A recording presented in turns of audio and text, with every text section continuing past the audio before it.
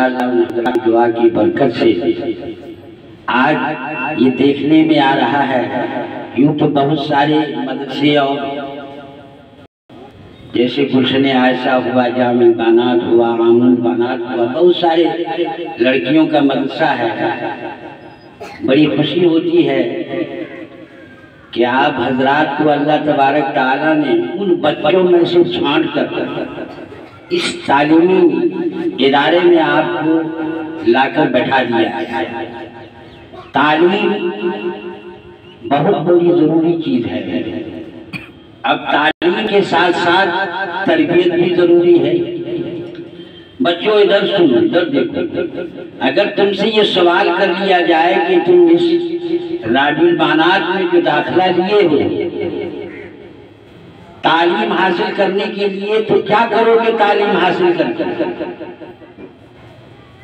तुमसे कोई पूछे, तुम्हारा घर वाला पूछे या बस्ती वाला तुमसे सवाल करे कि तुम जो तालीम हासिल करने गए हो, इस तालीम हासिल करके क्या करोगे, तो क्या जवाब दोगे? इस तालीम को हासिल इसलिए करते हैं ताकि हमको दीन इस्लाम पर चलना आसान हो जाए और खुदा हमसे राजी हो जाए। जब अल्लाह राजी हो जाएगा तो इस इदारा के बनाने वाले, इसमें मेहनत करने वाले को भी अल्लाह बख्शेगा। समझे? तालीम का असल मकसद ये है कि हम हर गलत चीजों से छूट जाएं और शरीयत का जो काम है, जो चीज है, उसके ऊपर हमें चलना आसान हो जाए। पहली चीज जो इल्म है, ये इल्म के साथ सीखना और इस पर अमल करना जरूरी है। इल्म तो सीखोगे, उसको याद करना है, उस पर अमल करना है, तभी तो कामयाबी मिलेगी ना। इल्म के साथ साथ उस पर अमल कर लेने वाला आदमी ही कामयाब होता है। एक तालीम ही एक ऐसी चीज है जो इंसान को बेहतरीन सांचे में ढाल देता है। अब आप जब घर जाओगे और सब बच्चे को देखते हो, तुमसे अलग है, न वो सलाम और कलाम जानता है, न तहजीब और तमद्दुन जानता है कि हमें माँ बाप के साथ क्या राग करना है, हमें माँ के साथ कैसे सलूक करना है, पड़ोस वाले के साथ क्या करना है। ये सारी बात इल्म के जरिया से होता है।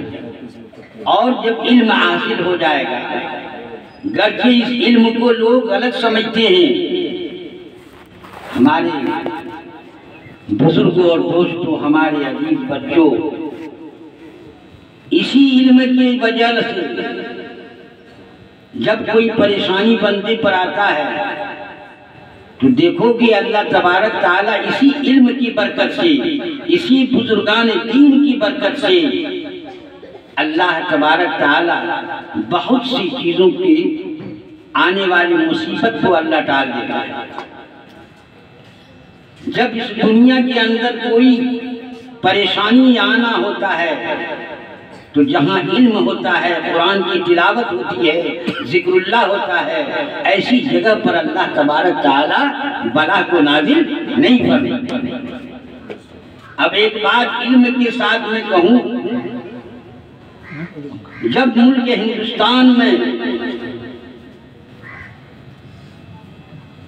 इस मुल्क हिंदुस्तान के अंदर बड़े से बड़े परेशान कुल मराहिल आता है, गुजरता है, उसका मुकाबला इल्म के साथ किया जाता है और उस इल्म के साथ अपने अंदर एक जिहदी पैदा करो, खुदबारी पैदा करोगे, तुम कामयाब हो जाओगे। उस जमाने में एक मसला सामने आया, बड़े से बड़े पादरी लोगों ने ये दावा किया कि यहाँ के मुसलमान अगर लफ्ज़ गोश्त है तो सारी चीजों का गोश्त खाना है। क्या वजह है कि सिर्फ गाय और भैंस और बकरी इसका खाता है? इनको सूअर और कुत्ते और बिल्ली का भी खाना चाहिए। मेरे बुजुर्गों, दोस्तों, हमारे अजीज बच्चों, इसके जवाब के लिए उस जमाने के बड़े से बड़े वकील बारिस्टर फेल हो गए।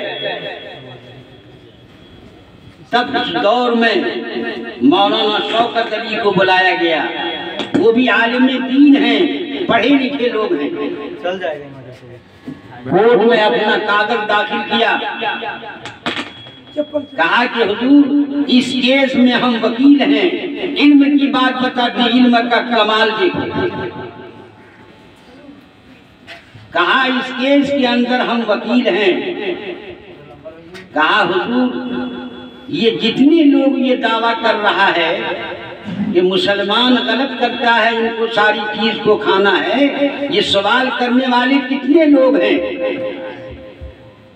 तो नाम बताया कि मेरा नाम फला है, जगदीश है, चौहान है, फला है। सबका नाम हाकिम को कहा कि सब लिखा जाए, इनके फला फला नाम है। तो फरमाया, ये बताओ जगदीश, तुम्हारे घर में सबसे ज्यादा खूबसूरत कौन है?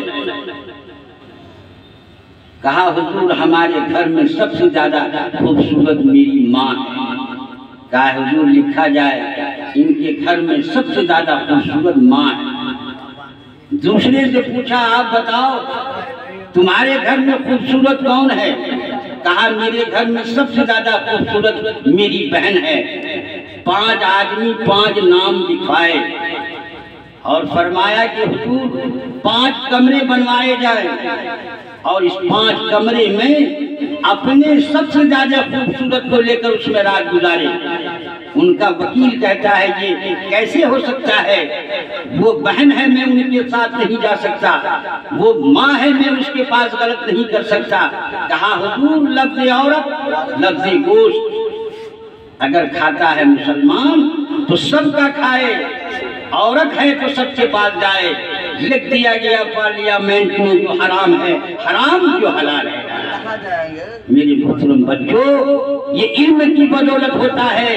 अगर तुम भी अपने अंदर ऐसे इल्म का कमाल हासिल करोगे तो तुम्हारे टक्कर और तुम्हारी मुकाबला कोई नहीं कर सकेगा, क्योंकि इल्म का जवाब इल्म से दिया जाता है, जहालत से नहीं। इसलिए इल्म को जो सीखो, इस तरीके से सीखो कि हमें इसके ऊपर अमल करना है। एक आयत हो, कोई भी आयत है, उसके ऊपर अमल करना है। अमल के साथ उसके ऊपर अगर जमे रहोगे, अल्लाह तबारक ताला तुम्हारे जहन के अंदर ऐसी ऐसी बात डालेगा। इसलिए हमारे अजीज बच्चों, अल्लाह तबारक ताला ने तुम्हें उन बच्चों में से छांट लिया है। अल्लाह तबारक ताला का शुक्र अदा करो। और बहुत खुशनसीब है वो माँ बाप जो अपने बच्चे को, अपनी बच्चियों को इस दायरे में तालीम हासिल करने देता है। और हो सकता है अल्लाह तबारक ताला फरमाते हैं, किसी बच्चे के बाप या खानदान चला जाता है तो उनको जन्नत का टिकट मिल जाता है, क्योंकि ये इदारा है, ये इदारा इतना मजहब पाक है।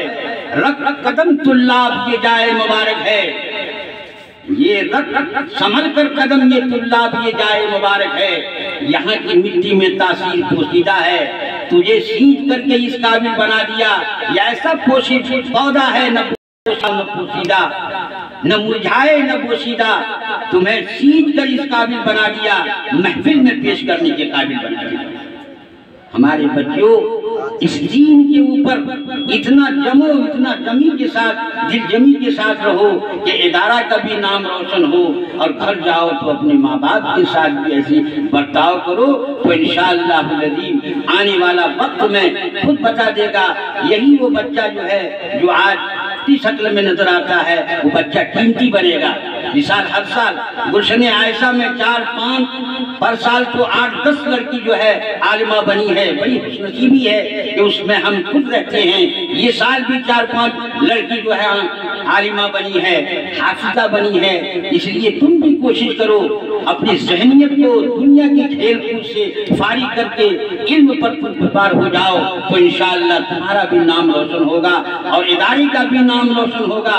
जो लोग इसमें हैं, अल्लाह तबारक ताला इनकी भी नाम रोशन कर कर इनको आखिरत बना देंगे। अल्लाह तबारक ताला हमें और आपको कहने सुनने से ज़्यादा अमल की तौफीक नसीब फरमाए। वाह।